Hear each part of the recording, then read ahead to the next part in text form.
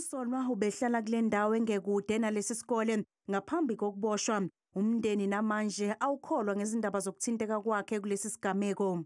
Sothuke ngendlela emangalisa bengazazi ubande intoni. Kange ndikwazi nokuvuka, kange ndikwazi nokudada yini Thixo.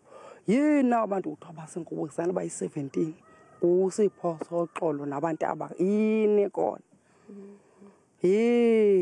Nesesemangasana.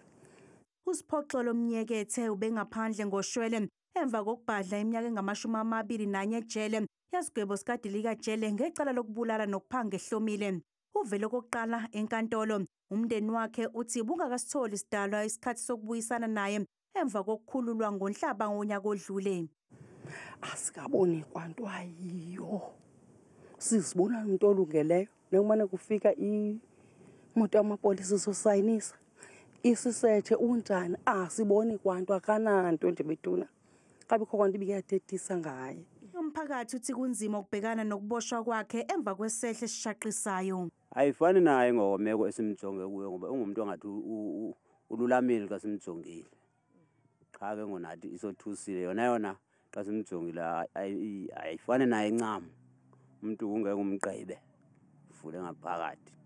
Isikhungo esiphenya amacala NPA izosiphikisa isicelo sebhayili ngenxa kaShwele Omsolwa kanye nobucayi becala. Nakuba sengintwele ezantsi ophenyweni ngaleli cala, kepha isemningi imibuzo ngalokhu kuhlasela. Umyekethe uzobuyela enkantolo ngolwesibili ezofaka isicelo sebhayili, kanti imindeni yezisulu inethemba ngobulungiswa kuleli cala.